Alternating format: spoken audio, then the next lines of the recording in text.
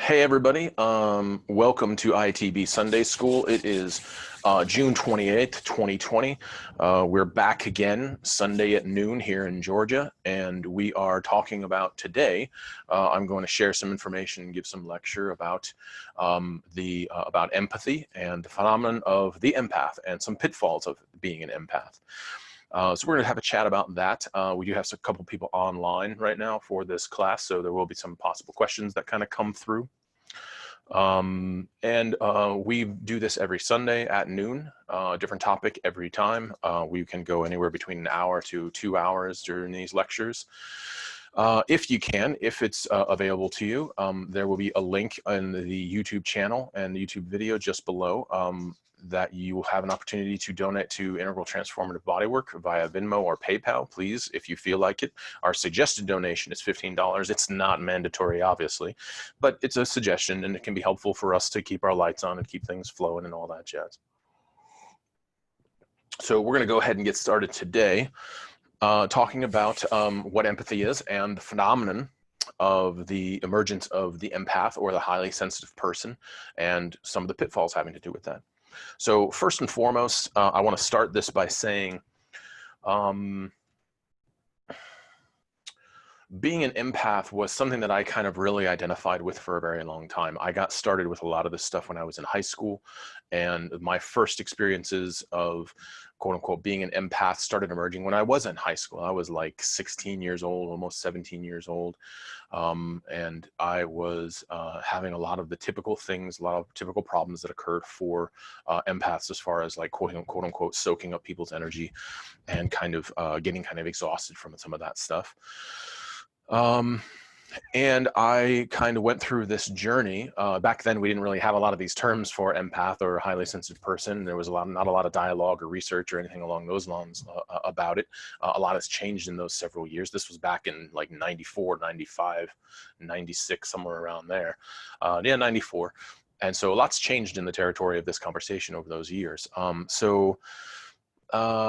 A lot of what I'm going to be offering up today comes from not only like personal experience of me going through that empathic experience and how I carry that relationship now, but also it comes from all the years of working with clients and working with mentees and mentoring people on their experience of their empathy and being an empath and relating to other human beings and working with their boundaries, working with their shadow. And so that's where a lot of this comes from. So I have done some reading on this stuff, of course, and done some, basic preliminary research on some of these things. But the majority of what you're going to be getting here is mostly from the personal experience that I get from people and working with people as they go through this process and kind of, we're going to use this term today, empathic hell, the hell of the empath, essentially. And that just kind of, I do enjoy a little bit of drama here and there, but that just kind of speaks to the reality that, being an empath can be a powerful, wonderful thing. I do believe empathy is just a wonderful, wonderful, very unique superpower to human beings. But it also comes with a real cost. With it being that awesome, it does come with a little bit of a cost, especially since there's kind of, in my assessment of the terrain of the world, there's very much a lack of education about what to do with it. There's a lack of education as far as basic needs, as far as emotional literacy, as far as social intelligence. There's a lack of education towards psychological education and teaching people psychological ideas and different sophisticated perceptions as far as that's concerned. So a lot of that does add into the problem of being an empath in the world. Okay, a lot of the issues that do come up, we'll kind of get into that a little bit more. So just wanted to like set the stage for that's where a lot of this information is coming from. It's not like I read a book and I was like, hey, I'm going to talk about this.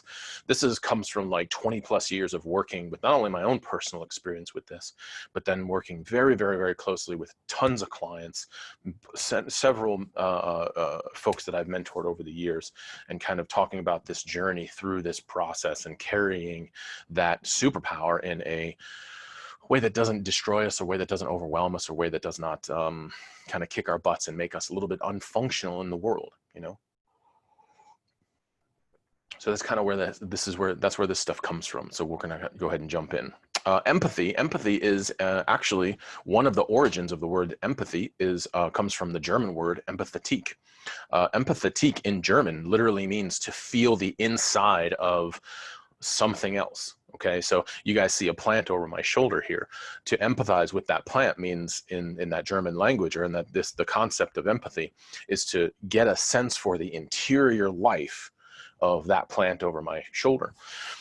If you want to learn more about kind of empathy and really kind of the hard science about it, is an amazing book called Mirroring People by Marco Iocaboni. We'll put that in the chat in just a minute. But this book is a brilliant book. Marco Iocaboni, Iacobino, I think. But I'll put his title or his name in the chats area in a minute. But boy, oh boy, he has put together one of the first real good solid science books on empathy. And what he kind of puts together there, what he's been researching there, and his counterparts have been researching, is empathy is literally linked to a neuron in the human brain called the mirror neuron. And in the history of psyche, in the history of human investigation of empathy, empathy used to be considered just like totally a component of the mind, meaning like having to do with imagination and thoughts and feelings. So they never believed that there was actually like this physical substance associated with empathy. Even empathy in some psychological circles early on, and especially in the late 18th, early 19th century, or late 19th, early 20th century, you saw like this concept that empathy was actually a problem of the mind. It was like kind of a neurosis, which is hilarious to me. But it just goes to show how much changes over the years through investigation and how much science can help us out. So in psychology, it's taken on a lot of different forms, and it was believed that you could be more empathic, or you could have more empathy based off of your personal experience. And so the idea is like the older you got, the more you could empathize with people. And that turned out to be not true. It turned out to be that, that a little bit different than what they originally thought, because young people can empathize and feel connected deeply to another person and seem to really understand what another person was going through. And so the age idea was kind of a ridiculous one, and that kind of passed away. And then it really got its last nail in the coffin when science started jumping into this conversation and started investigating this a little bit more. So this, the discovery of mirror neurons kind of showed up kind of like the mid 80s. We were able to identify it, and it turns out these mirror neurons show up all over the brain. So it's not just in one portion of the brain. Mirror neurons are kind of scattered throughout the brain, and they're associated with basically interpreting reality through a mirror experience. Okay, so in some portions of the brain, especially lower functioning portions of the brain having to do with fight or flight and different things along those lines, the mirror neurons in those areas, your empathy neurons, actually can't even tell the difference between you and another human being. That's why if you see someone get hurt, you might actually have an experience of a certain amount of pain.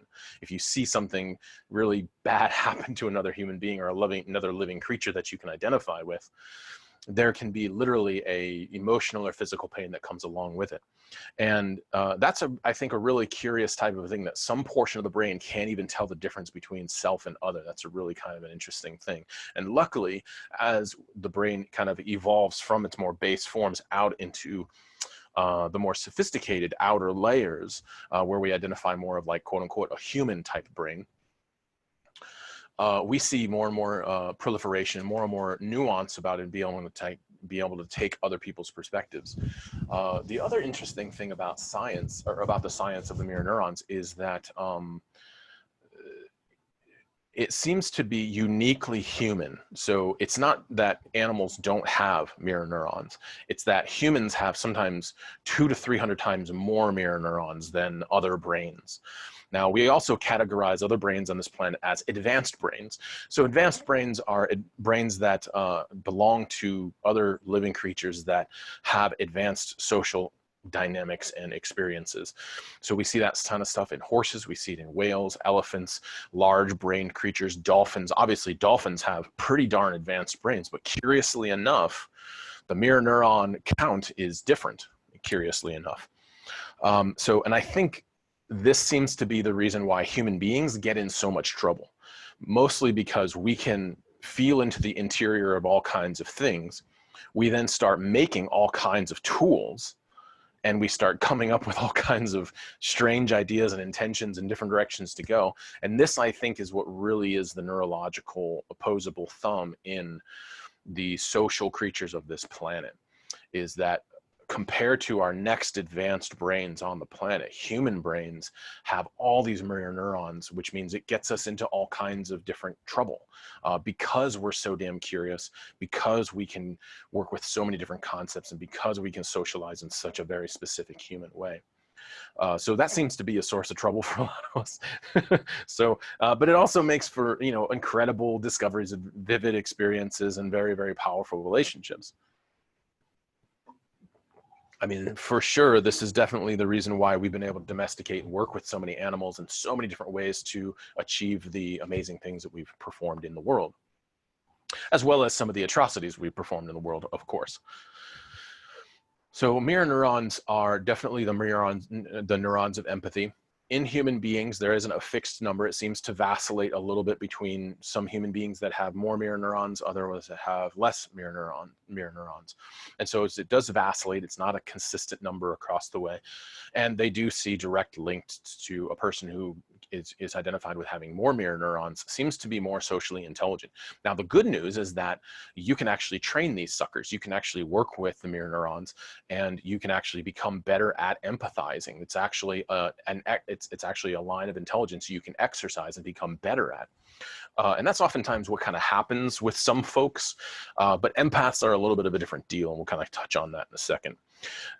These mirror neurons should be trained, okay? In every human being from an early age, we ought to be training these things because they give such profound information.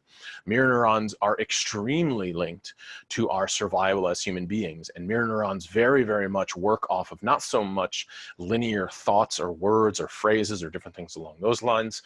Mirror neurons and the empathy experience very much comes from kind of like an image sensory type experience. So sensory emotional material, image material, these types of activities, they are a lot of the communication of the empathy system is through that phase of communication. So most of the time, if you're empathizing with someone, a lot of the higher brain function of words and thoughts and phrases and ideas, you may have to work up to getting that kind of information coming through your empath system or your empathy system, because most of it is so basic, because it's come through the evolution on this planet. It's come from, you know, the ancient nervous systems of some of the earliest fight or flight survival experiences, all the way up through the different types of species on this planet up to this human experience, and delivered off to us as humans, as well as the other advanced brains on the planet and advanced nervous systems on the planet. So it's some old material and function here on planet Dirt. It's been around for quite some time. So, let's see.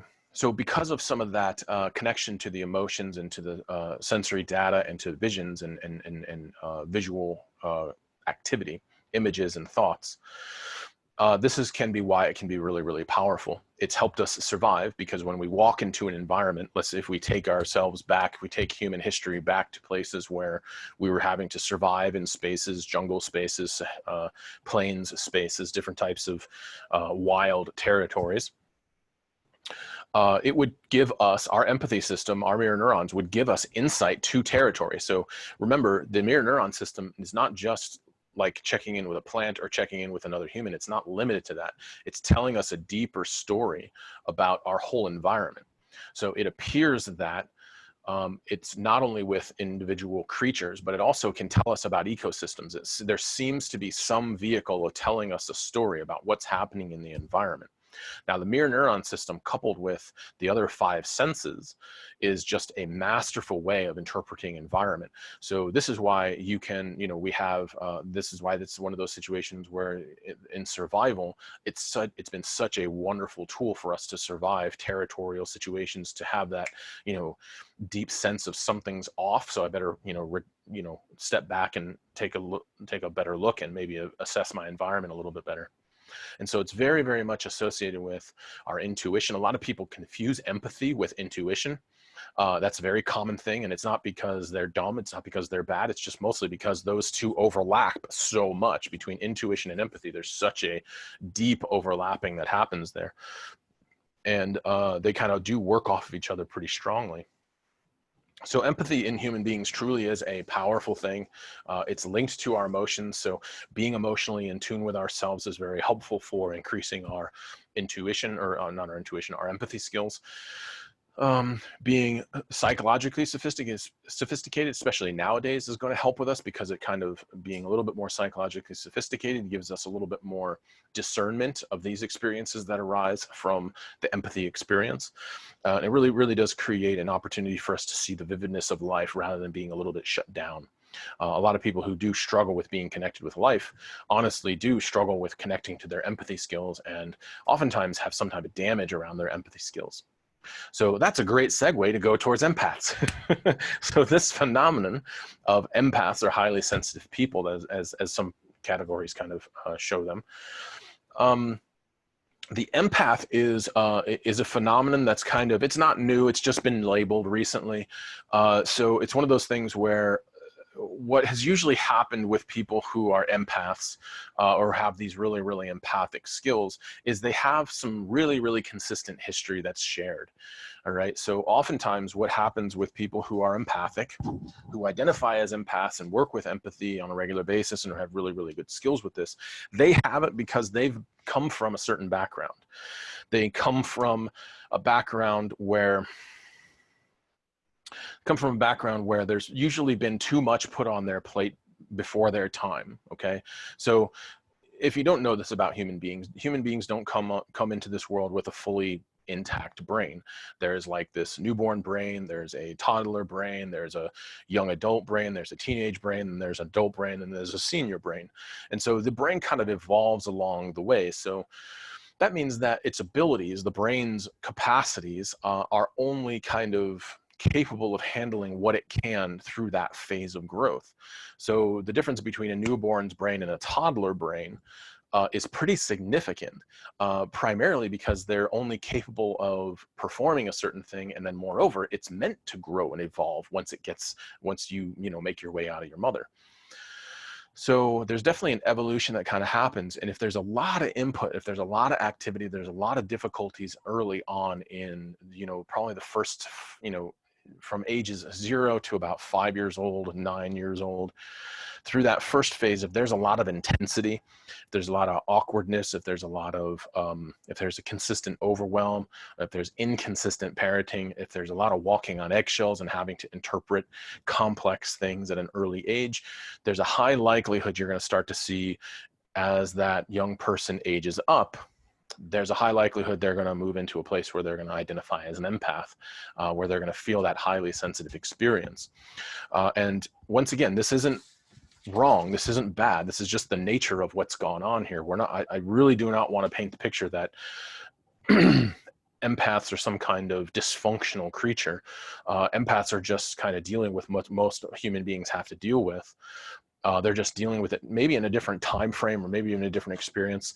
And then there's also the reality that as we go in an evolutionary direction with spiritual transformation and personal enlightenment, there's another territory where empaths can show up, and it can be really problematic and has very little to do with their history. And we'll cover both those today.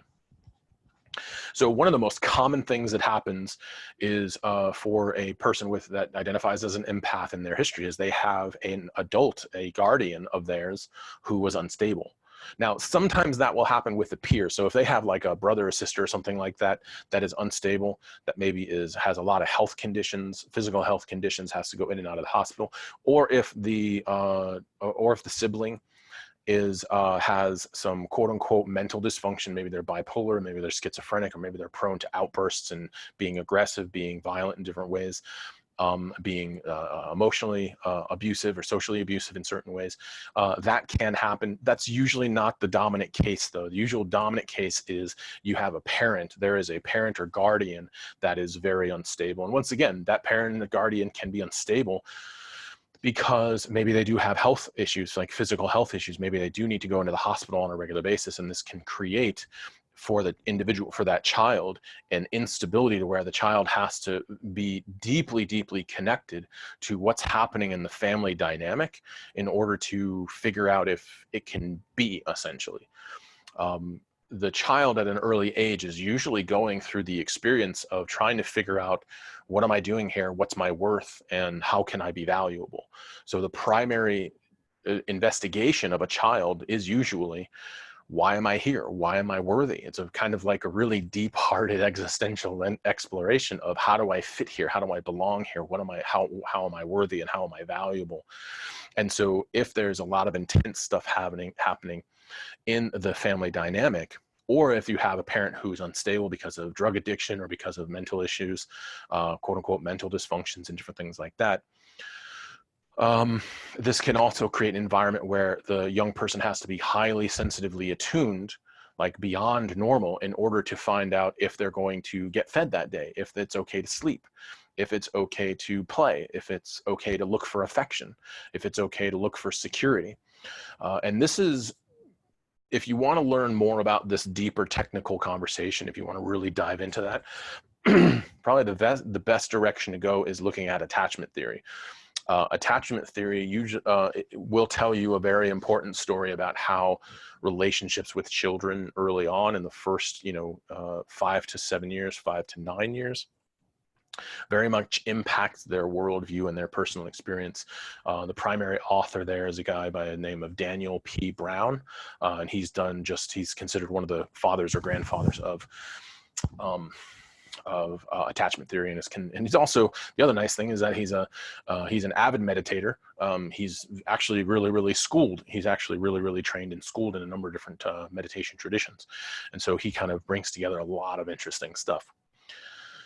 So what we first start to find out with empaths and where they come from is usually that. And so in my personal history, that's very much what kind of happened. My father was an alcoholic, absentee father.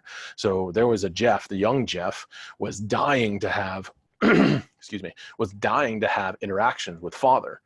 But when father was around, he was usually drunk in some form or fashion. He was either coming down from being drunk, and he was, if you've ever had an alcohol experience, you come down and you're sobering up the next day and you're kind of crotchety and cranky and all that jazz. You're dealing with that mild to severe hangover. So I usually caught him at those places, or he would come home from work and he was already really tipsy, and it was difficult to measure where he was at, because he was usually a real kind of hands-off kind of a drunk, but he could snap sometimes, and he was never physically abusive or anything along those lines, but he definitely did scare the shit out of us, myself and my brother, oftentimes.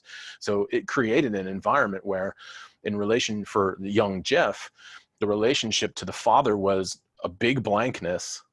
But then when he was there, it was like a roll of dice. It was very scary to figure out where dad was at that point in time, and how I could relate to him and exchange for him validating me, him recognizing my worth, him letting me know I was loved and secure. And so during those times of when he was around, during those times being so dicey, so chaotic, it decreased our connection, and it made me being able to connect and receive and get love from him and support and security from him, made it it was a huge compromise, very difficult for me. Same thing goes for my brother. And so this is kind of where that usually comes from. You have some kind of dynamic with a parent or guardian that's problematic, that's troubling, that is low security, high chaos, and usually has some variety of abuse. And that, now, when we talk about trauma and abuse in ITB, we use similar to somatic experiencing. We use kind of like a sliding scale of trauma and abuse.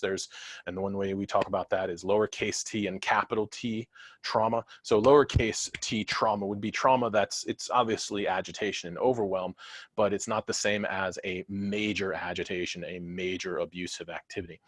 So for me and my father in our relationship, his absenteeism and his chaoticness was kind of like on the lowercase spectrum of lowercase t trauma. Whereas if he was consistently physically abusing me or sexually abusing me on a regular basis, that would be that goes a lot higher into that, what's it called, into that capital T trauma. So it sounds kind of gross and archaic and a little bit too maybe medical or technical or sciencey to actually look at this sliding scale. But what we have found is that when it comes to trauma, the more consistent and long-term the trauma is, the more we start to move into capital T territory. So if I have a small interaction with my father and I'm not at a high amount of risk and it doesn't happen very often, that would be categorized as a lowercase t type of a trauma. And if I'm having a consistent physical trauma or sexual trauma on a regular basis and it's just going on for years, that's a much more severe type of a trauma, and it has more repercussions. That's also another way that we find measuring these types of traumas, is that there is a more intense type of recovery process. I often say for myself, my own recovery is actually a really gentle recovery process in relationship to working with that history of mine, because it did impact me. But the other reality was that I had just a fucking awesome mother. My mother was tremendous. She was an incredible coach. She was an incredible teacher. She gave an opportunity for me to be psychologically sophisticated because she was doing a lot of her own inner work and was investigating alcoholic families on a regular basis. And we shared that information and talked about that information. So one of the things that balanced out that kind of that mid-grade, lower grade T trauma for me with my father was this presence of this other just behemoth of love type of character in my life. And it appears that these things really do have a counteracting effect. So when it comes to getting back to our topic of the empath, for the empath, there's usually one or more instances of high chaos, high danger, guardian or individual in the family, and low consistency, low security in relationship to that material, in relationship to you being raised in a family dynamic. Now, how that manifests a little bit later is going to be a roll of the dice, because you have a whole lot of life happening between that early age and when you start to move into adulthood. But nevertheless, this is usually what we see as far as the history of the empath. Now, a little bit lower on the scale of high trauma, which we wouldn't even call trauma in a lot of ways, but it also is problematic for the identity, is if you have, and I also have this one, this is the one that wreaks more havoc in my life. And this happens for a lot of other people who are identified as empathic. They are put in a position of, they're young and they're put in the position of a surrogate to the adult, to the parent. So I was a surrogate father to my mother, or I was a surrogate husband to my mother. So this is kind of Oedipal to a certain extent. And what we mean by surrogate husband to my mother was that I, in trying to be a good son and a dutiful son and love my mother, I found that she really, really appreciated when we had more of a friendship relationship. She needed a friendship. She needed someone to have fun with. She needed someone to entertain and interact with and go out with and spend time with. And that was something that I loved to do with my mother. But unfortunately, along the way, what oftentimes happens is that at an early age, I moved out of permission to just be a kid, to just be a young person trying to figure out his life. I was put in a regular role with my mother where she saw me as a peer. She saw me as a fellow parent, as a fellow adult. And that kind of, while that's helpful, that also can be problematic, especially if that's done in a long-term type of a deal. So she would do some inappropriate things with me, meaning that she would ask me advice about relationship with raising my brother. She would ask me life advice about herself. She would include me in very, very kind of personal decisions about how she wants to do her world and kind of personal experiences as far as that's concerned. Stuff that if I was a teenager probably wouldn't be a big deal. But as a young person under the age of 12 was problematic, because she was challenging my nervous system to act in an adult way consistently and wasn't giving me the time to actually just be a kind of kid exploring territory. And so this was kind of the problem with the absentee fatherhood, was I was then moved up into, oh, look how mature Jeffrey is. Look how adult he is. Look what an old soul he is. And he's so adult, he's so mature, yada, yada, yada.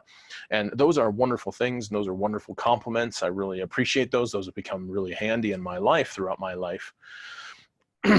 But it was also at the expense of, 6-year-old Jeff, 7-year-old Jeff, 10-year-old Jeff, 12-year-old Jeff. So there really there was less emphasis on giving me space to be just a kid that can mess up. And Jeff's perception was the more mature I acted and the more I acted like an adult, the more love I was going to get. And if I acted like a kid, I was going to fall from that experience. If I made my own mistakes, if I did my own things, then I might have, if I raged against my mother and father, then I was going to lose love, then I was going to lose worthiness, then I was going to lose security. So the other pattern that we've noticed throughout doing this type of mentoring, this type of training, is that we also see that empaths very much come from a history where they were considered the old soul, where they were considered the mature one, or they were the ones that oftentimes it happens with, older brothers, or not older brothers, but older children in the family, where there's multiple kids. The oldest one kind of gets unfairly put into the position of parenting the younger ones. And so the older one just doesn't have a chance to be a kid, doesn't have their lifestyle as a kid. They just are basically pushed numerically into a position of parenthood, and they kind of lose out on some options as far as being young. And this can create, once again, this oldest child is then put in the position to have their value based off of their nervous system being sophisticated enough to interpret the internal experiences of the younger siblings, and having to parent. If you've ever parented, holy crap, you're empathizing like crazy. Holy crap, you are constantly empathizing. What does my kid want? What are they trying to say? What are they hungry for? How are we going to manage this dynamic? What the hell did they just hear me say that they misinterpreted, that they're freaking out about? Why the hell are they having a meltdown? Why aren't they going to sleep? Oh my God, all this stuff. So parenting is like this huge act of constant empathy. This is one of the reasons why it's so damn draining, why it's so tiring. But nevertheless, when a young person is put in that position all the time, it turns into a real burden. Now, it does increase their empathy skills, but it increases their empathy skills within a psyche that's less mature to handle some of those things. So there's a lot of examples of older brother or older siblings that are put in this position that are horrible at it because they have less psychological sophistication, and they perform abusive activity to themselves and to others. Or even worse, you're maybe a middle child or the youngest child, and you seem to be the mature one, or the or the old soul, and all of a sudden you get put in charge of, or you get put in the position of having to deal with a lot of this other dynamic that's happening in the family, and you're totally in a rough position because the psyche is not sophisticated enough to deal with that empathy and to deal with those dynamics and to do the policing and to do the boundary management that's necessary for raising children. So two things happen that are consistent for the history of the empath. They get overloaded as far as having to empathize on a regular basis. Children, in my assessment of this, and a lot of people have also agree on this, children should have time to just be kids, to just explore, to just be kind of contained and just be able to experience their world and go through their world. And parents or guardians should be containing what's going on, should be monitoring the environment, should be kind of managing the schedule, different things along those lines, should be responsible for what we consider just basic parenting. When the child has to do all of that on their own, yes, it oftentimes looks like they're more mature, but we also do kind of see a sacrificing of some of their own identity and their own autonomy and their own ability to sense themselves. And so when a young nervous system is put to task to constantly interpret an environment's dangers and chaos, what we see is an increase of those empathy skills at the cost of stability in the identity. So you have empathy going up, but you have integrity of the psyche kind of not always going down, but kind of hitting a plateau because it's just not able to move up. It's just so overwhelmed. And so there can be real problems as far as this is concerned. And this is where the big work of recovery is for the empath. So these two common situations of overwhelm, this situation of constantly being overwhelmed and having to be challenged to assess the environment by the young person and having to use their empathy skills to survive, their empathy skills in order to give or be seen as worthy, or having to use their empathy skills at a high level in order to receive love and affection and security. When that's the exchange, that creates a dangerous dynamic. And this is oftentimes the history of the empath. What oftentimes gets sacrificed is learning healthy boundaries. And so that's the first thing that gets sacrificed oftentimes, is learning healthy boundaries. And when we sacrifice learning healthy boundaries, it makes it very difficult to feel what I am feeling. So I touched on earlier that in a healthy situation with raising children, there should be guardians of some kind, creating some containment, creating some normal boundaries, and handling how a day is supposed to unfold, and creating a space for the child to rage, to explore, to break down, to break through. There should be a territory for a lot of kids. Now, of course, we can't supply it. We're all human beings. Parents can't do that all the time. But creating that on some level, and science tells us if they just get 30% of that throughout their early adult or the early child experience, just 30% of the time, if they get that, that can be enough to create a nice, healthy nervous system and a healthy psyche. But if that's not the case, what starts to happen is that the child that's empathizing for the chaotic surroundings in their family start to base their worth and value and the state of their situation on what's happening in the family. If the child can manipulate the family, or can manipulate certain unstable things in the family enough to create a certain amount of security, the identity of that young person starts to stabilize, but at the cost of what's going on with the outside world. So the child doesn't learn how to self-stabilize. The child learns how to manipulate surroundings in order to feel stable. So that is our first really big key about how to deal with being an empath. This means that they're constantly looking to the outside environment to be safe enough in order for them to feel safe. Now, that's a worthy thing to do in a situation where you have a really chaotic household, or a dangerous person in the household, or an abusive person in the household. It makes sense why you do that. That's totally understandable. Unfortunately, that is an unhealthy type of dynamic. What we hope to happen in a human being is that they get a sense of their own worth, of their own security. So, and this comes from the opportunity to self-explore, the opportunity to learn self-regulation, the opportunity to feel a sense of integrity inside of themselves. This can happen in just all kinds of different ways that the child can learn this, but one thing that we have found to be a consistent element of that kind of inner security is stability in the household of some kind or another. And like I said, it doesn't have to be stability 100% of the time. As long as it's around 30 to 40% of the time stability, the child seems to get this sense of autonomy and of worthiness and stability.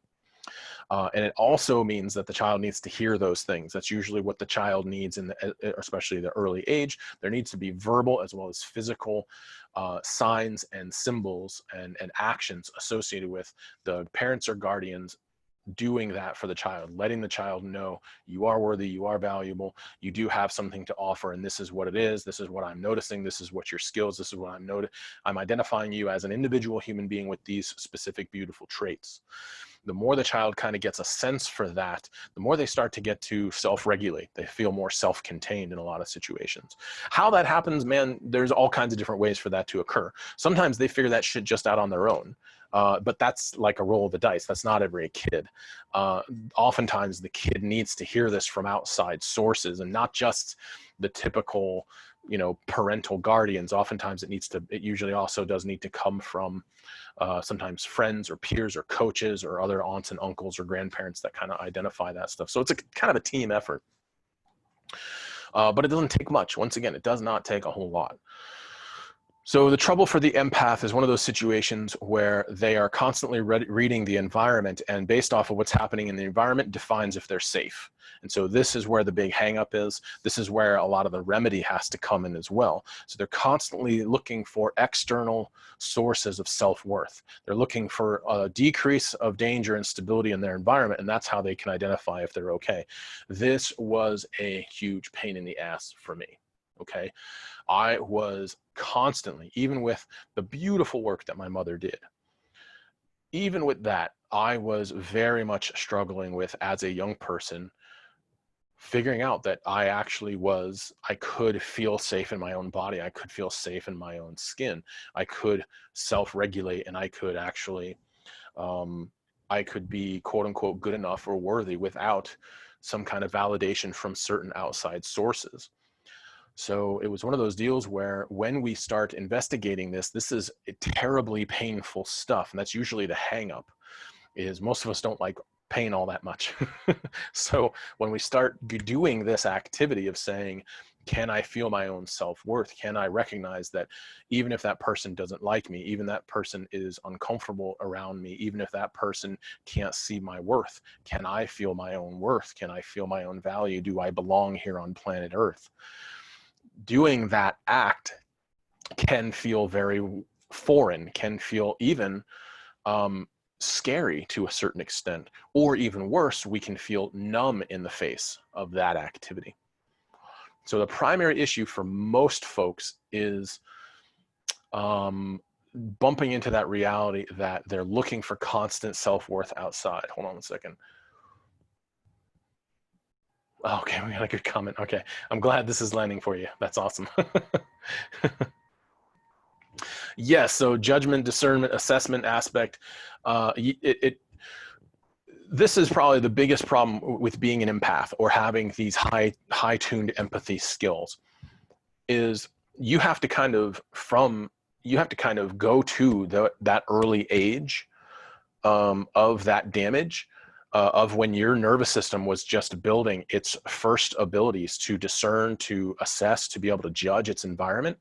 You kind of have to go back to those early phases, and you kind of have to, dismember some things and then replace others. And so the big issue with the empath, the holy journey of the empath, is this deep dive into kind of like the foundations and infrastructure of their identity. And that's what sucks about it most of the time. That's why so many people just don't know how to do this, is because in order to go to the foundations, in order to go to the deep, deep infrastructure of your identity, it's not a weekend retreat. It's not reading a couple books. It's not usually a surface mind type of an activity.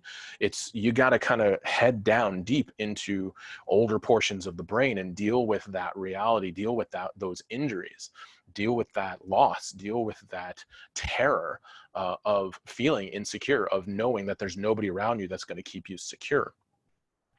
And usually that is terror. Okay. What we have found is that the more danger or chaos and insecurity you experienced in your environment, and the less stability you experienced in your environment, the higher the level of terror that your child self experienced. Because imagine this: you're an infant in a crib, and you're hungry, and your primary experience of reality is, when I'm hungry, I cry. And if I'm hungry, then I need to eat or I'm going to die.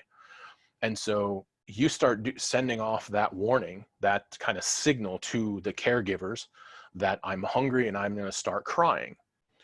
If your caregiver is sitting on the couch and just turns the volume up on the TV, or just closes the door where you're at and ignores you, that's terror for the child. That is a terrifying experience. And this oftentimes creates unstable experiences of reality. The place for that infant, the place that I live is not hearing me. No one hears that I am hungry. No one hears my signal cry that something's off, that I need to be fed. Now, the child obviously doesn't have these, most likely, I should say, doesn't have these kind of complex thoughts. This is a visceral experience. So this is why I say it's fucking terror. Okay, this is not, oh, I'm a little bit afraid, I'm concerned, when am I going to get that bottle, when am I going to get that breast and get some more, get some more life fluid in me, when am I going to get that really warm, beautiful, refilling experience? It's not this kind of, oh, I wonder when that's going to happen kind of a thing. It's like, holy crap, I am going to die. I'm communicating in the only way I know how to communicate, and nothing's happening, nothing's coming to me, there's no security here. So like I said, this is really, really, really deep foundational, deep ego infrastructure type stuff. And this is why it's so problematic for so many empaths. And the longer you live under these kind of high chaos, high abuse, high risk environments, the longer you live in that, the more that kind of just shapes your perception of reality, to where it's not just, you know, my mother or my guardians and my parents and stuff like that that are the problem. It's all of existence hates me. All of existence is insecure. All of existence is just coming to get me and going to abuse me and will not secure me. Okay. And there's partial truth to that. I mean, granted, the universe, as far as we can tell, the universe is like, hey, if you're going to live and die, it's not that big of a deal. Life happens, death happens, yada, yada, yada. Nevertheless, this does affect our worldview experience. And so this is where it can be like wicked, wicked, wicked powerful. So for the empath, the great journey is to start to, excuse me, sorry. The great journey of the empath is to start to decrease the reliance on external security, external self-worth, security identifier markers, and starting to look internally and starting to walk towards the terror. And the terror is, as you know, if you've ever been terrified, it's very difficult to go towards, to walk towards. But that is the empath's journey. That is the great heroic event of the empath, is walking towards that intense terror. And I will tell you right now, doing it on your own, I do not suggest. You will most likely need a team. You'll need a guide. You'll need support as far as that's concerned, because going it alone is, part of my language, but going it alone is a shit show. There's just so much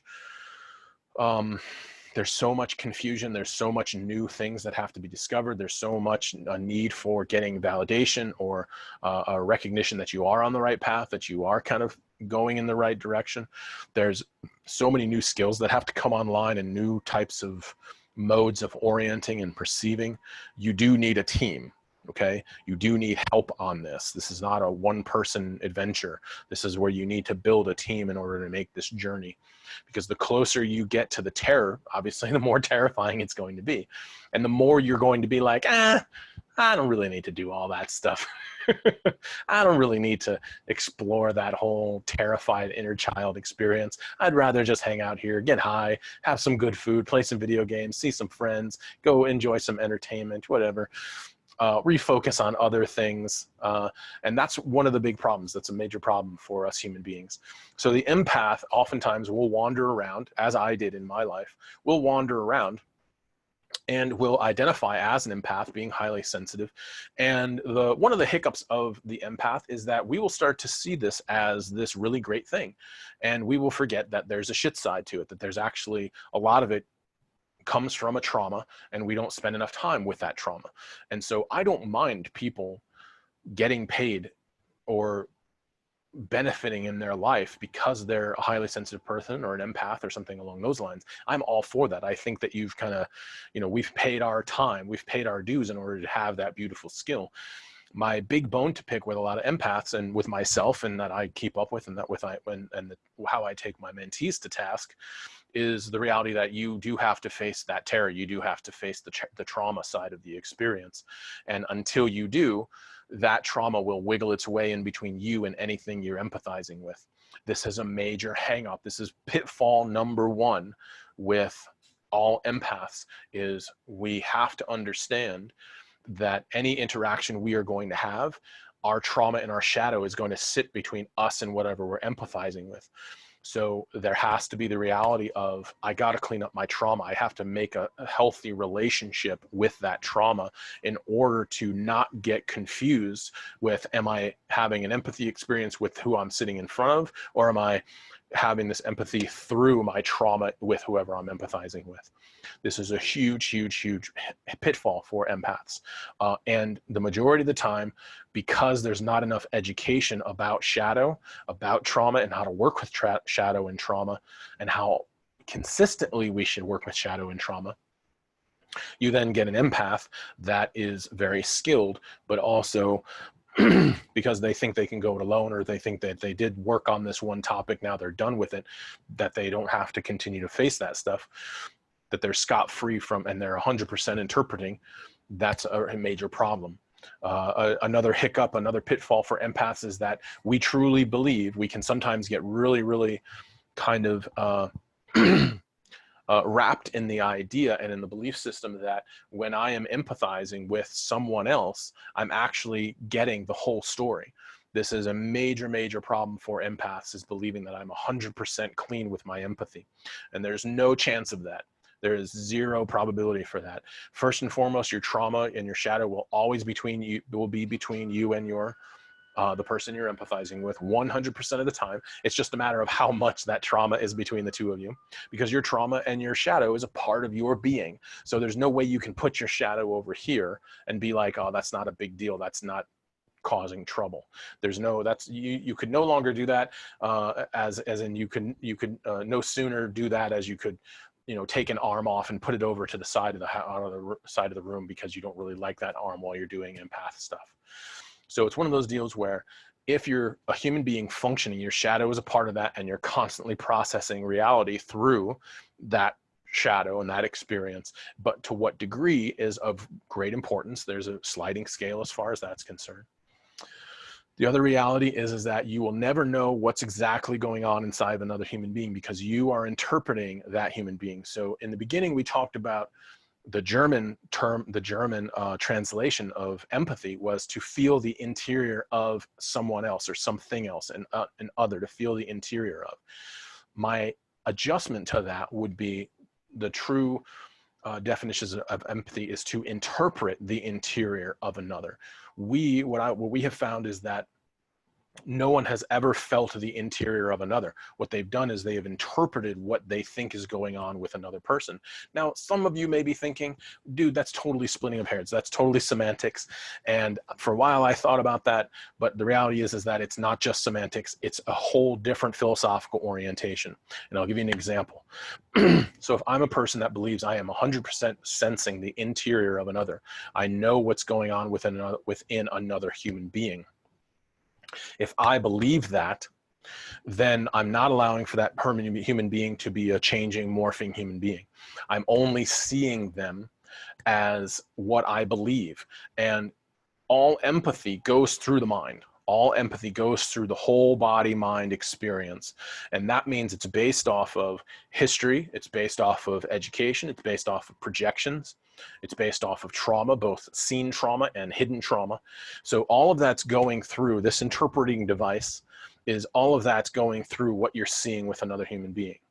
And so that is fundamentally problematic. There's no way for you to know truly what's going on in the other human being. You may be relatively accurate. I am wicked accurate with a lot of stuff. I mean, I hit like the high 80s on a regular basis of accuracy. But the reality is that we have to understand that it's never going to be 100%, and that we never actually feel the interior of another human being. We're feeling our interpretation of the other human being.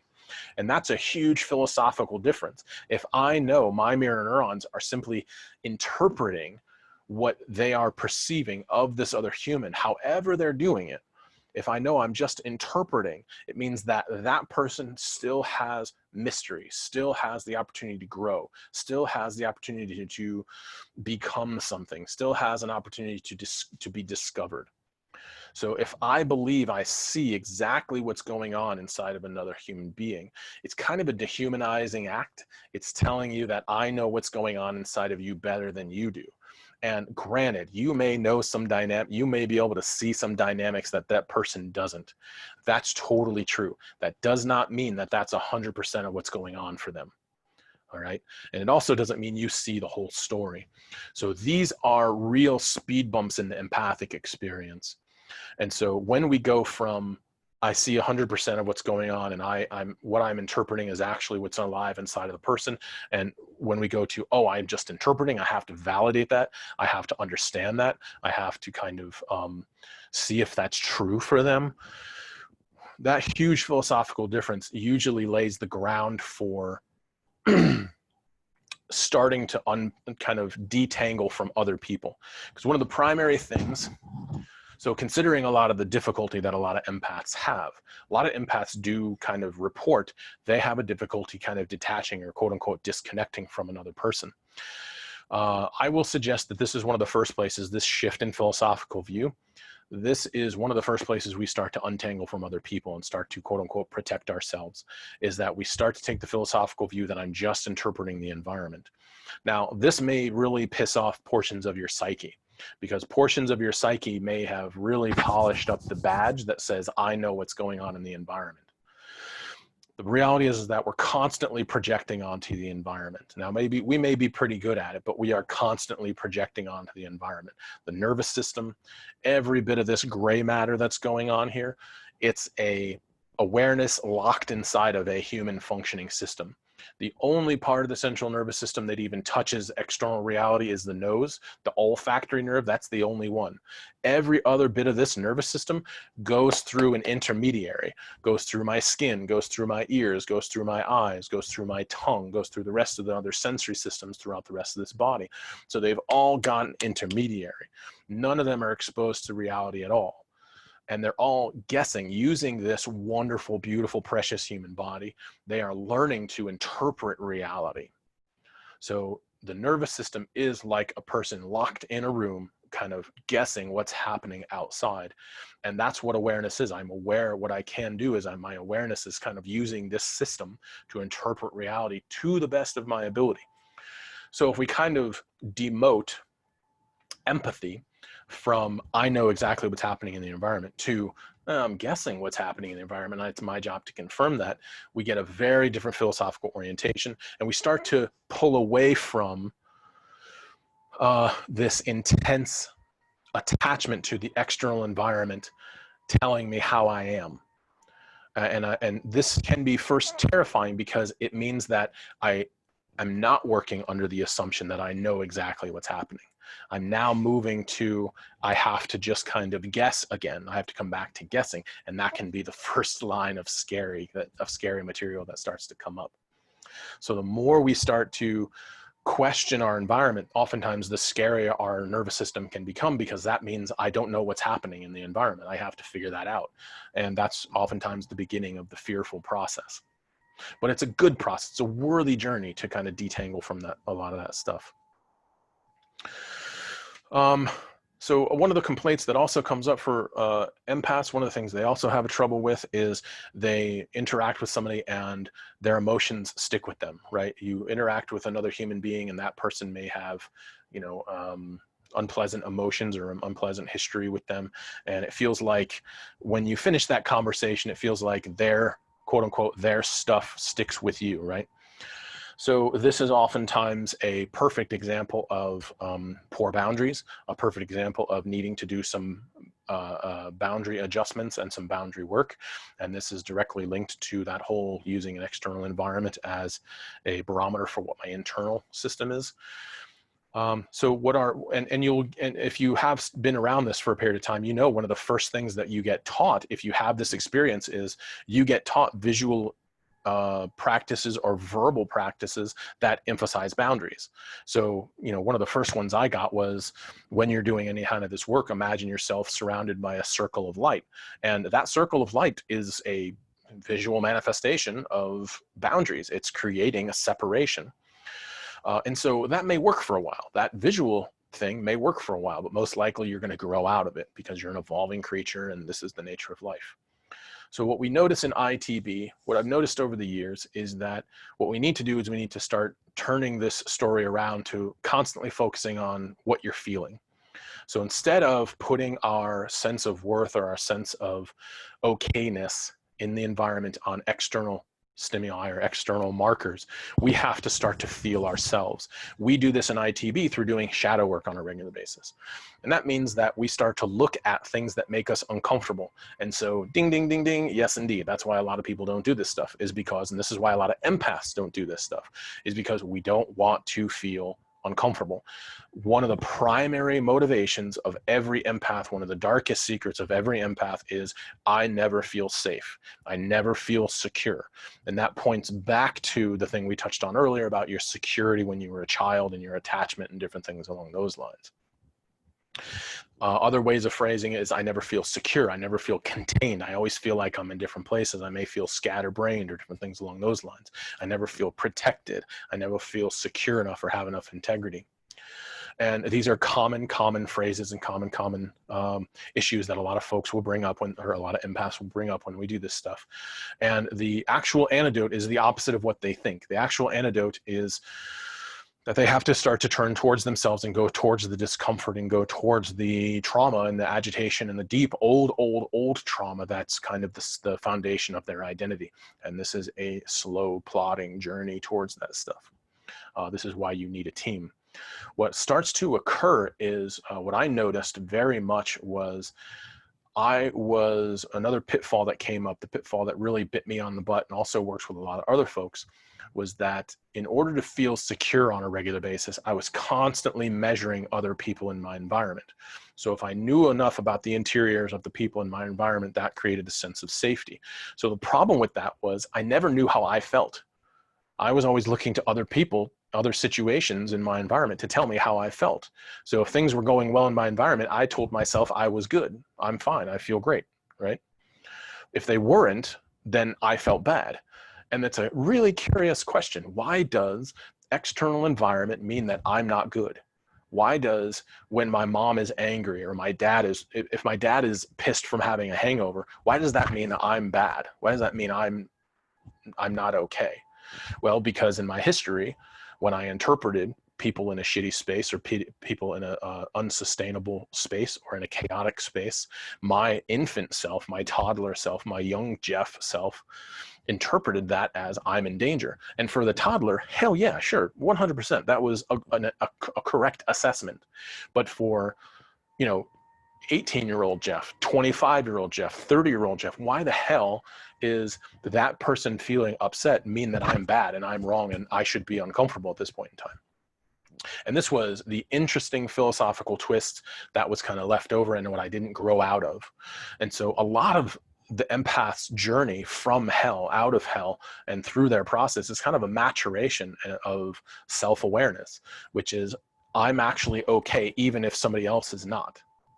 If someone else is angry and I didn't make them angry or they didn't, I didn't hurt them, if I didn't visit a trauma upon them, but they're sad and angry, that's okay. That's their life. It's okay for dad to be pissy because he's hungover. It's totally not my fault.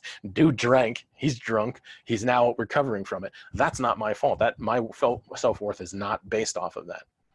So if we fast forward this into future relationships, if my friend or a person that I'm courting in a romantic relationship is having a hard time in their life, that doesn't mean I have to do bad. It just means I have to honor that they're doing bad and I can be whoever I need to be.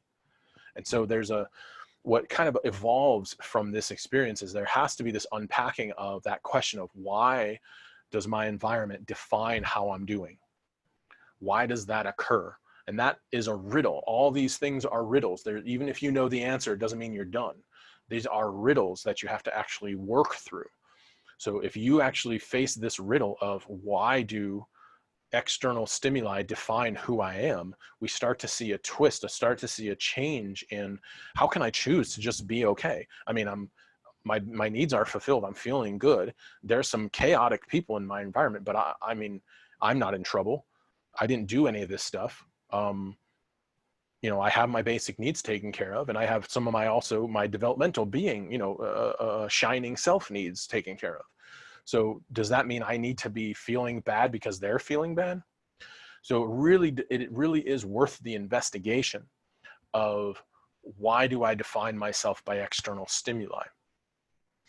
So these types of questions are all a part of shadow work, and they are all a part of how we start to dismantle and redefine our self. And what I noticed as a teenager when I started investigating this question with help, what I found out as a teenager was I've never known how I feel. I've never given myself permission to feel and then honor those feelings because I was constantly looking for other people to let me know that I was doing good. So the happier mom was and the more stable dad appeared, the better of a child I was. When I started maturing into my greater years and there was less risk put upon me and I was more self-contained, that pattern persisted, that emotional pattern, that relationship to self continued to occur. And in my teenage years, I was walking around. I remember this. I was in high school. It was like my senior year of high school, and I was getting ready to graduate. And I was noticing, I'm like, why the hell can I just can't feel myself. I can't feel if I'm okay. I'm constantly looking for other people to tell me that I'm okay. I had no idea that's what I was constantly doing. And I started really investigating, how do I feel? How do I feel? Am I okay? What do I want? What do I feel? How are my needs? What's my experience of Jeff? And the more I did that, the more I started to find out that I was completely numb to myself. Because every answer to that in the beginning, every answer to that in the beginning was, yeah, we're good. We're all right. Yeah, well, it's fine. Everything's cool. It's fine. We're not, yeah, or it was just like nothing, just blank. And so in ITB, what we teach is that, and I didn't know this then, but what we teach in ITB is when you start investigating questions about yourself in any way or about anything, honestly, when you start asking questions about anything, if you feel numbness, or if whoever you're working with is feeling numbness, oh, you are on sacred ground. Numbness usually means in the nervous system that there was something really intense that they had to check out from. So the nervous system had to say, whoa, holy shit, that's way too intense. Let's refocus on something else. So when you feel numbness, when you do any of this work, when you're feeling numbness, know that it is time to slow down. Know that it is time to honor that this is probably some sacred material you're running into, and that this is very, very, very significant material and experiences that you want to slow down for and relate to and, really make some space for.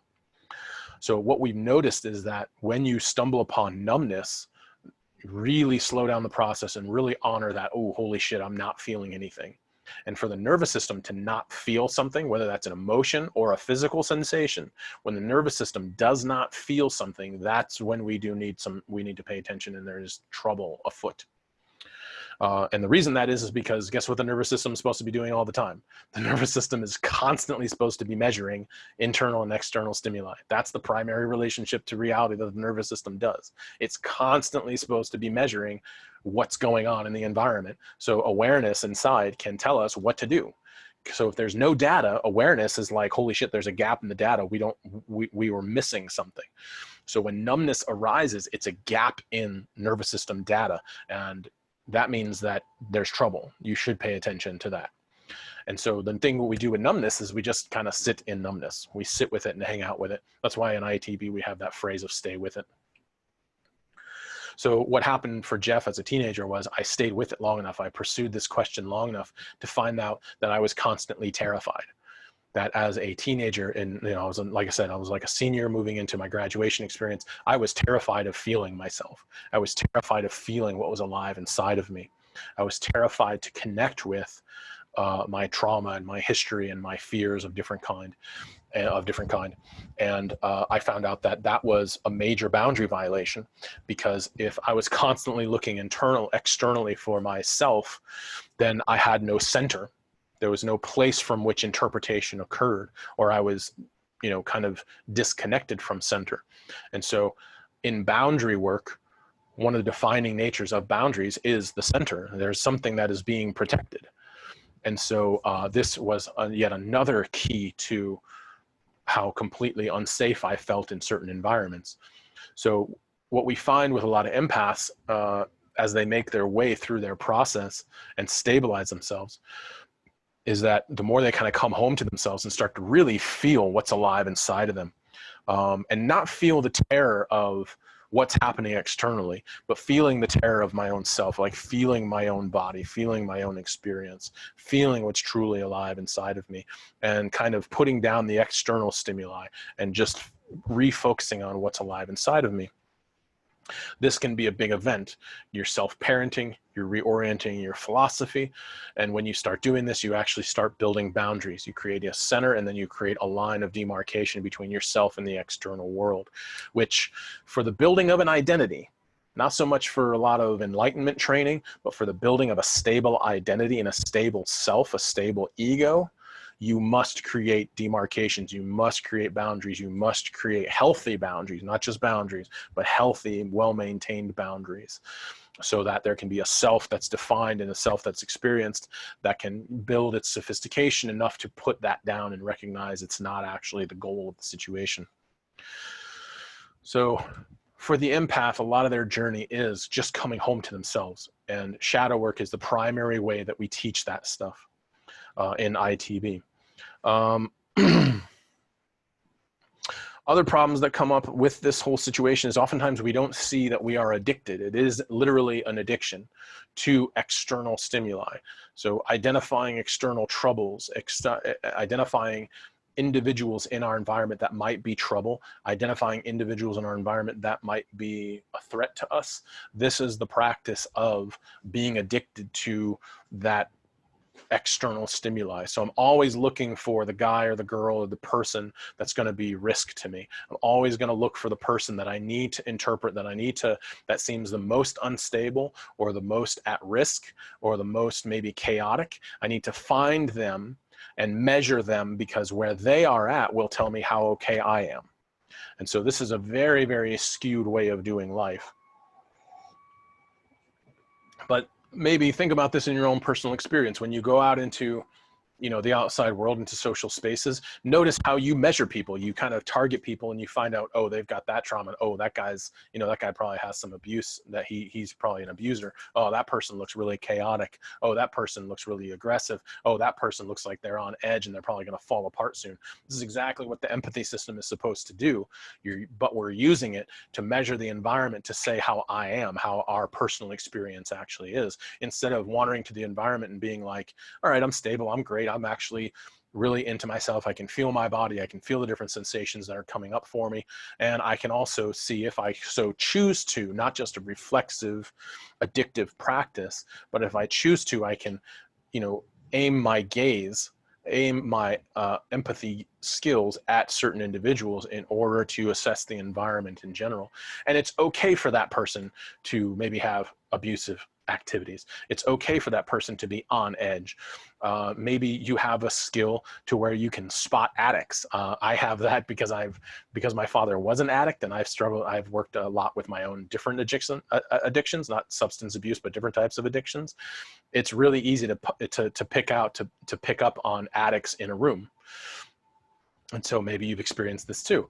And so it's one of those deals where by tracking those things, we kind of get more capable of being able to negotiate our own territory and our own self in relationship to the external environment, and not get so wrapped up in spot the dangerous person to stay away from them. We say it's okay for you to be an addict. It's okay for you to be struggling with your addiction. It's okay for you to be struggling with your pain in your life. It's okay for you to be struggling with these habitual acts of abuse and trauma on other people that you perform. It's okay for other humans to be okay. It's okay for other humans to be in pain. And so with that statement, we bump into another major pitfall for empaths. Is empaths have a very hard time, for multiple reasons, but have a very hard time with people being in pain. They have a very hard time with people struggling and being unstable in their environment. The reason this is because it comes back to that first conversation of like home life. Because if a person is in pain, if a person is critical, then it means I'm critical. It means something's wrong in the environment and I have to fix that. I have to manipulate that. I have to shift that in order to make everything calm again. So for a lot of empaths, being around unstable people on a regular basis feels exhausting, because we have this perception that people shouldn't be in pain. And this sounds maybe contradictory to some of us, but the reality is that most of life has a pain component to it. Pain is extremely important to the nervous system. Pain tells us where not to go. So we don't want to get rid of pain, actually. Granted, we don't want to have people in pain all the time, and I would never wish pain on people all the time. But the reality is that pain isn't going anywhere. Even if a person heals, at some point in time, they're going to go back into pain. So there's no end of pain. But for the empath mind, at times, there's this perception that we're going to get rid of all the pain in the environment. If everybody's okay, then everything's fine. If there's no critical people in the environment, then I can feel kind of at rest. And this is a huge philosophical misinterpretation.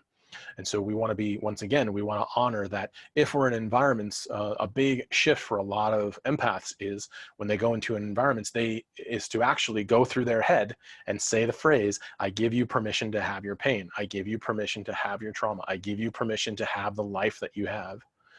And it's a very interesting type of an activity that gives people permission to suffer the way they are going to suffer, because humans are going to experience pain in their life. And humans also choose how they want to suffer.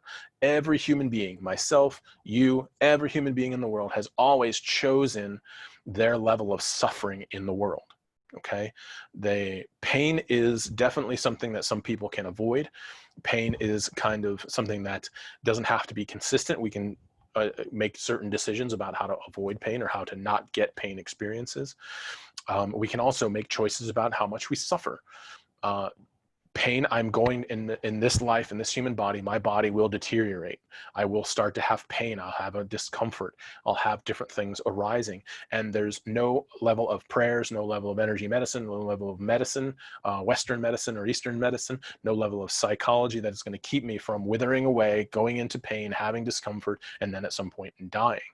And so when we orient in the world, when we empaths orient in the world, thinking that if there's a person in pain or a person that's critical in our environment, and we want to kind of mellow that a little bit, or being around them is just too difficult, if we identify that in our environment, we're constantly, there's oftentimes this philosophical view that says we need to mellow that out so I can feel okay. And so once again, we need to turn that philosophical orientation and recognize it is okay. That person that's dying from cancer, that's their unfolding of life. And if they enlist me to help them out, I have to then make a choice to engage them. And I need to be mindful of the fact that they are having their progressive experience of existence. They are going through their pain. They're going through their life. And it's not for me to immediately jump into action to make their life what I think it's supposed to be. Because if you've ever tried to, quote unquote, cure cancer, or more accurately, take cancer into remission, if you've ever tried to hold off some type of major disease like that, hold off death, hold off chronic diseases, chronic pain, if you've ever tried to push up against that, it's a very difficult negotiation, and most of the time you're not going to win. There's a lot of cases where people just don't win from those experiences, and if you're pushing up against death, you're never going to win on that one. Okay. And so what we notice is that for the empath, there does need to be a deep philosophical shift that says it's okay for you to have your life and for you to have your death. It's okay for you to have your pain as well as have your joy, as well as have your discomfort, as well as have your enjoyment of things or your comfortability. So what I've also found is that in working with empaths is that this is a major turning point for a lot of them, is that it's a conversation to their younger selves that says it's okay for mom and dad, if we have a traditional kind of a setup, it's okay for mom and dad to not feel good. It's okay for dad to, like in Jeff's story, it's okay for dad to have a fucking hangover because he was drinking. So that's okay. That's him. That's his life. And that doesn't mean I'm less worthy. That doesn't mean I'm in trouble. Even if he acts like a bit of a butthead to me or uses rough language, it doesn't mean I'm horrible. Doesn't mean I'm a bad person. And so this kind of moves through the ages. So when we get to a certain to an adult age, if we don't unpack that reality that it's okay for another person to feel bad, it's okay for another person to struggle, it's okay that all people will struggle.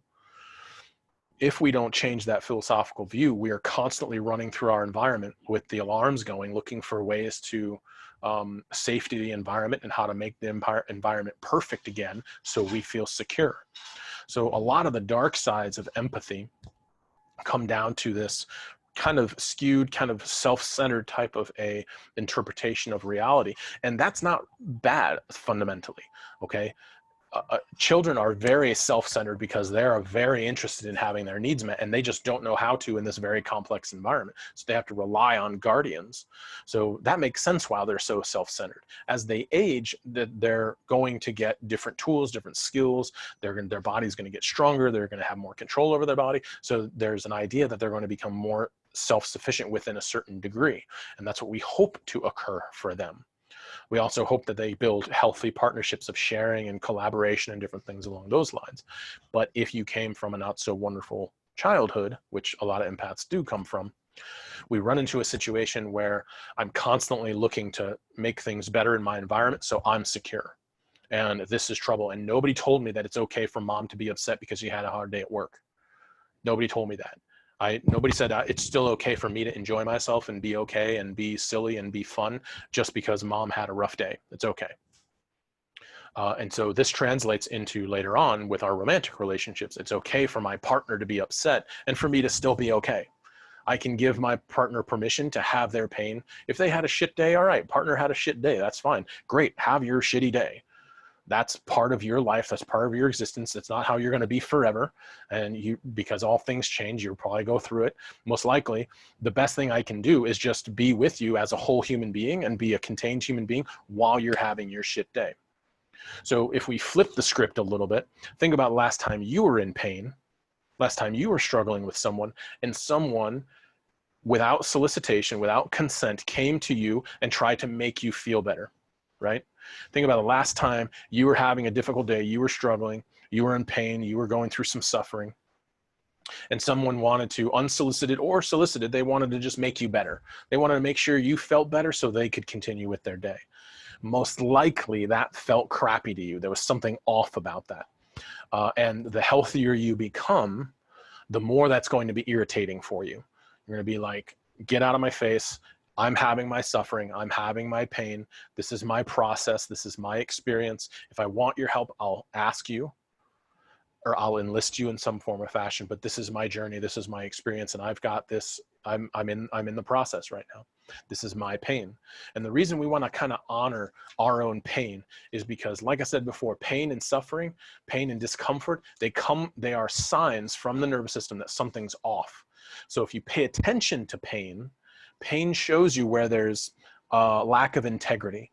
And that means if you can identify where there's lack of integrity, that means you can put things back together. You can work something for yourself. You can untangle the confusion. You can apply new information. You can apply new resources.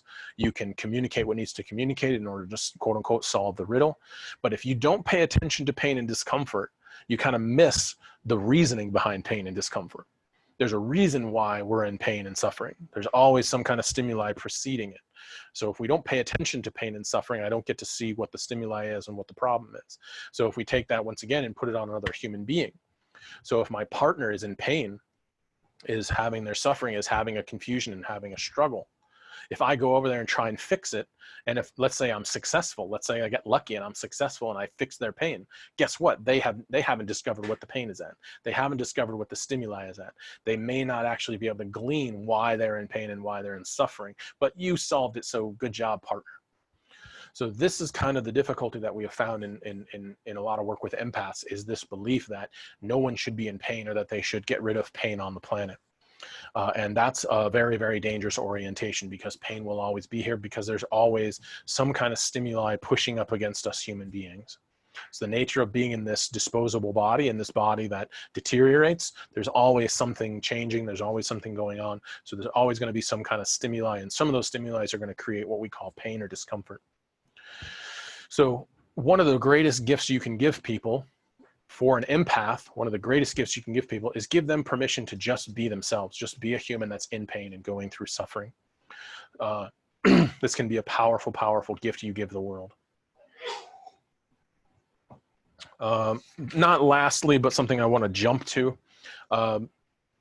Before I jump to it, I want to say, so that kind of work is big work, kind of going through, getting in touch with the kind of sicker sides of empathy, figuring out how you weaponize empathy, figuring out how you're in hell in relationship to empathy. Figuring that out is big work. So please, please, please enlist other people. This is exactly what ITB does. So get on board with us at ITB. All right. find myself or one of our other stewards of ITB and enlist us, and let's get to work, and let's help you get out of hell. Let's get you through the process of that early age and through the confusion and move into a different territory. So if you're looking for some partners, this is one of the reasons why we're here, amongst other things. The primary things that are going to get you through this process and get you into a much more self-contained space is getting to a place where is doing the shadow work and doing these this witness consciousness meditation. So what we notice is that the other thing that kind of happens with empaths is that you can have a relatively mellow history. It's not all that bad. But then as you start to do more meditation, as you start to do more self-development, you bump into this territory of high sensitivity along the way. And as you kind of, if you come to empathy through a meditation practice or a spiritual practice of some kind, this is a little bit of a different story. And the same things kind of help along the way, but it's a little bit of a different story because the highly sensitive experience that comes from meditation and spiritual practice, this also is meant to be kind of learned and gone through. This is also meant to be contained. It's also meant to be transcended. So one of the things that happen when we are going on a kind of evolutionary path of transformation, moving towards this elusive thing called enlightenment, what we could also say is spiritual development or personal transformation, is recognizing that sensitivity comes back again at some point in time. Deep, deep harmony and connection with things that are arising in your environment start to arise again. And that's a really beautiful thing. And that's very, very, very welcome and valuable. The hiccup here is that you don't want to get lost. You don't want to kind of set up camp or build a house in that highly sensitive place. You don't want to build your life in that sensitive territory. And I'll tell you why. The reason you don't want to do that is because when it comes to a conversation of how does spiritual development occur, the reason you don't want to build your home in high sensitivity when you're wanting to do evolution, when you're wanting to do high spiritual practice or move towards enlightenment, is because the higher goals or the major goals of enlightenment or personal transformation or high spiritual functionality is to be intimate with and free from the human experience. Okay. So what this means is that all sensation, all emotion, all thought is watched. You're an awareness watching that occur. All right. So sensations arise, but you don't become toxically attached to them. You don't identify as them. Oh, a sensation arises of, oh, it's cold outside, or oh, it's hot outside. I don't over-identify with those, and I don't overly attach with those and then live my life based off of that sensory material. Okay.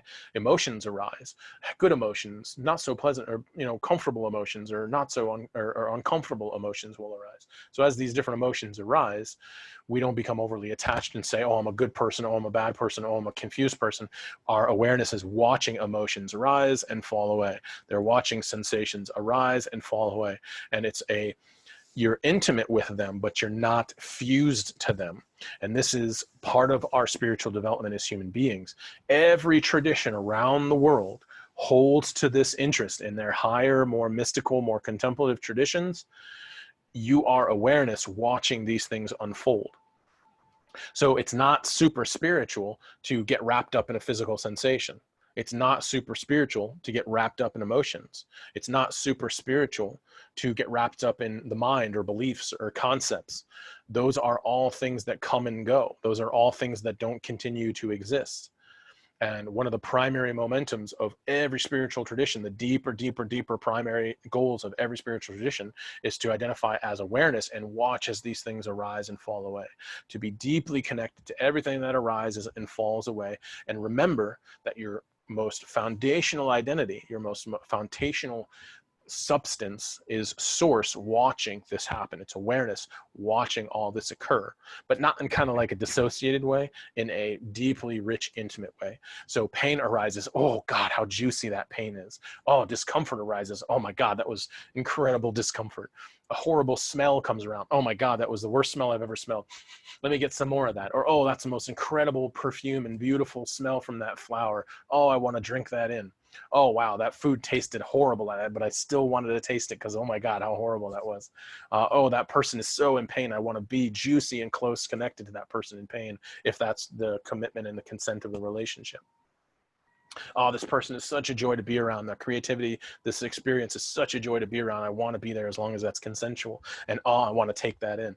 So we don't fuse to these emotions or sensations, emotions, and thoughts. We're not fused to them, but we are deeply, deeply connected to them, but also recognize that they're going to come and go, that the point of those things is to be impermanent, or is to be, to be impermanent. They're going to come and go. They're just going to arise and fall away, arise and fall away. And so in higher practices of all spiritual traditions, the hope is for you to come in contact with that which is permanent inside of you. And the thing that is permanent is that awareness watching out. The source that's inside of you is the permanent thing. It's not going to, source doesn't go away when you die. Source is still present. So that source that's alive inside of you, that awareness that's alive inside of you, whatever words you want to call that thing that's inside of you, is constant and is aware of all these things that are occurring. And we hope the primary practice of every spiritual tradition, their highest mystical tradition or the contemplative tradition, their highest or deepest mental contemplative or mystical tradition, is that connection to that source that's inside and residing, doing a human life as source, doing a human life as awareness, doing a human life as spirit, whatever frickin' term you want to throw in there, doing human life as that thing, not doing human life as trauma, not doing human life as fear, not doing human life as some upside down philosophical resentful orientation. So this is also a component that comes up with a lot of our empathy work. Is there is the trauma side of it, that empathy emerges from a certain type of family trauma and different things like that, but there's also an empathy that arises from more sophistication, more spiritual practice. And both of those need to be navigated in slightly different ways, but we also can use the same tools. So the primary tools we use in ITB is, like I said, shadow work. We also use some type of witness consciousness meditation. And the witness consciousness meditation is in place because the witness consciousness meditation teaches you to reside as awareness, as that source inside of you, whatever phrase you give it, ground of being, whatever it is you want to use. It teaches us to reside as a specific meditation, to reside as witness consciousness meditation, as awareness that is the territory of which all these things arise. So the combination of working the shadow stuff and working the witness consciousness stuff is a really beautiful recipe for kind of navigating our way through a lot of the hiccups of this this kind of material, and this thing we call empath, or being empathic, and some of the hells and pitfalls of being an empath. So yeah, that's that. We'll give a little bit of time for anybody that wants to jump in with a question or anything like that. Once again, if you have a question, jump into the chat space. Personal questions, just type in personal for chats in the chat space if you have a personal question. But if you have a general question about what I've mentioned so far, just go ahead and type in that general question into that chat area if you have one right now, and we'll kind of handle that as we go. But we're coming to the end here. So I want to thank all of you for kind of showing up and talking and sitting with me today. These lectures can be really full, can be really thick, can be really intense sometimes, can be like, as some of our students say, it's like drinking from a fire hose. So I'm glad you were able to stick around and pay attention and be a part of it. Once again, these will be, all of our Sunday schools get put on the YouTube channel, and so we have that listed in the chat section, but then also if you go to itb.org, you'll see links for that, or go to our Facebook page, you'll see links for that. Also, if you haven't already, and if you feel drawn to, please make a donation to us. The suggested donation is $15. So if this in some way has helped you, or if you'll use it in the future and help you in another way, please feel free to give us a donation. Give us a donation, and we take Venmo. We also take PayPal. For Venmo, it's Jeffrey West 6. Yeah, it's at Jeffrey West 6 on Venmo. And for PayPal, it's just ITB, Integral Transformative Bodywork.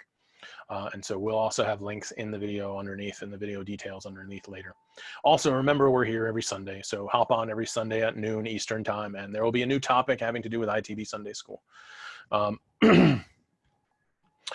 All right, so we got a couple questions. Let me see here. We got from one person. Thanks for the great reminders. Heck yeah, you're extremely welcome. Next one is, what do you find yourself doing most to recently ground yourself when maybe too much energy has been given? Yeah, Let's see. A lot of the stuff that I do, my personal practices, what I've noticed along the way is that the more, and this is where it can be kind of exciting, is that we see the same outcomes for people. People kind of like evolve from the traditional concepts of empath, and the evolution looks like the more you kind of do some of that shadow work and kind of pull apart the history of where you come from and how your body has been, how your nervous system and body has been trained in a relationship to you know, that early trauma, the early lack of security. The more you kind of unpack and learn new things, and then couple that with meditation, the witness consciousness meditation stuff, what you start to notice is that there's just less work. The more you really identify with giving people permission that they can have their pain, the less kind of guard you have to do. That was one thing that I found was truly amazing, was that a lot of the steps I had implemented that I was given and training I was given over the years of protecting myself, what I started to notice that was not, it wasn't needed anymore. There was no need for energetic protection or spiritual protection, however you want to phrase that stuff, because the more I did the meditation of focusing on what was alive inside of me, identifying as, and this is a funny language, maybe some Zen folks wouldn't exactly say this, but identifying as awareness, existing as awareness, the more you kind of stabilize your identity, your connection, and your condition as you are awareness, the more you stabilize that, the more you understand, like, whatever's happening in this, you know, phase of reality, this kind of ebb and flow of reality becomes less shaky to you. Less things shake you out of your tree. So there's a deeper kind of stability and integrity that starts to happen. And so this is a different conversation. I think we've done a video on this. It's that what I like to call the difference between lowercase g grounding and capital G grounding. Capital G grounding comes from a regular meditation practice that helps us identify as awareness. I am impermanent, you know, I am permanent here. The awareness that's here is permanent. It's not changing. It's not going anywhere. And so the more I do that witness consciousness meditation, the more I identify as this permanent, unchanging thing, the more sensations can arise, emotions can arise, really crazy stimuli can show up in an environment and not shake me out of my tree or get me into a trigger. So this is kind of the payoff, and how what I call capital G grounding starts to occur is the more you put time in, or as one of my friends used to say, the more money in the bank you put of awareness, identifying as awareness and doing witness consciousness meditation, the more you do that, the more you kind of root into I am awareness. And so I can have whatever emotion, I can perceive and experience whatever kind of stuff arises. I can have these sensations and these thoughts and these emotions, and these voices can go on inside of me, and I'm not going to get thrown by them. It's not going to trigger, and through the shadow work, it decreases any kind of trigger activity. So once again, this experience of the shadow work and the witness consciousness meditation creates this capital G grounding that you kind of have to earn. It's not something that you can kind of read about or learn about and you're right as rain. It's something that you kind of have to put in over the years, because remember, we're reversing several years of chaos training.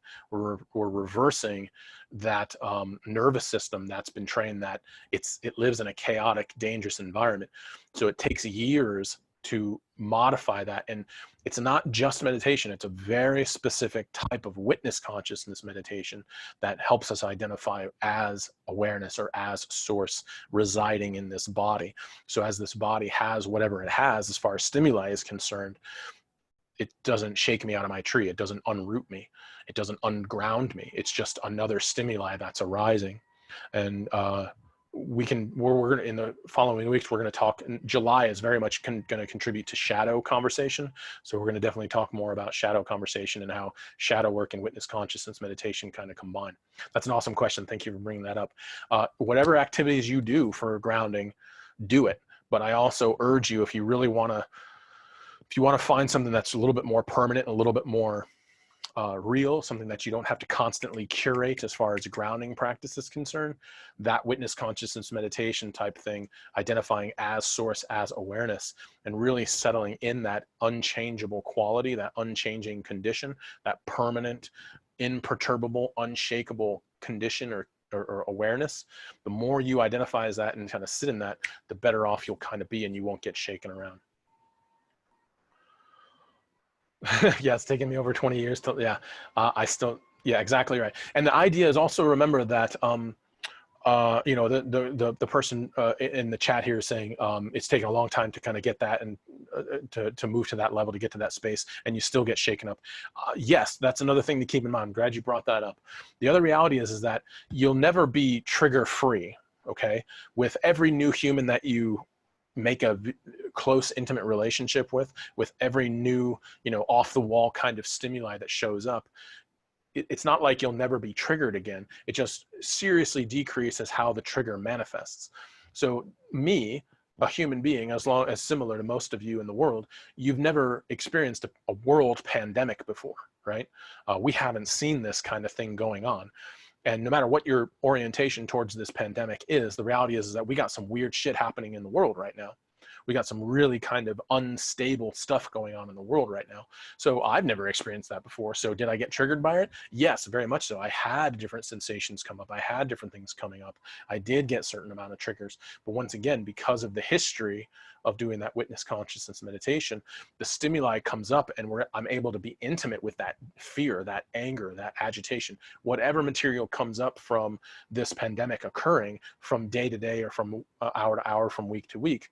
Whatever material comes up, I'm like, oh, good. Oh, excellent. This is more. This is my body telling me a story. This is me collecting information. This is me being connected with life here.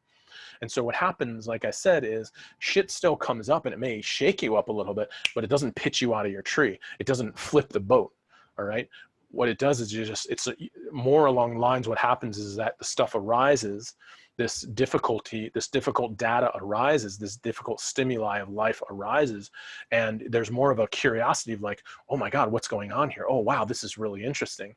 Oh, look at this new flavor that's coming up. Look at this new experience that's arising.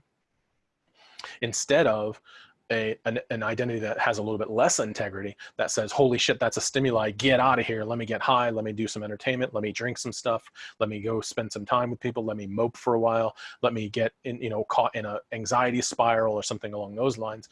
These are things that usually the identity that is untrained, that lacks a certain amount of integrity and structure, will have the practice of. So it bypasses rather than engages. And it doesn't engage because it's so freaking scary.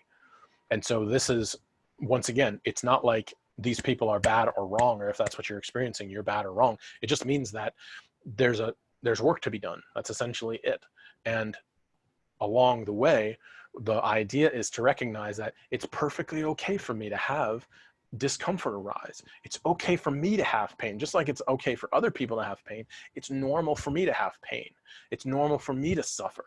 And it doesn't mean I'm a bad person or faulty or completely screwed as a human being. It just means I'm a human being, having a human experience, and there's obviously still more for me to learn about. And as long as you're walking and talking, there's going to be more pain, there's going to be more suffering, and there's going to be more to learn from it. So that's kind of the down, what some people consider the downside of the situation. If you're a little bit of an nihilist, that's kind of the downside in their perspective. But that's also from a healthier perspective, from a right side up viewpoint, we find that to be, holy crap, what a beautiful opportunity to learn and to be a part of all these amazing situations, not just this very difficult pandemic experience, but also the juicy, beautiful things that can come along with life, and keeping an eye open for that. So once again, thank you for that statement and that question. Yeah, it takes a lot to kind of get into that stuff.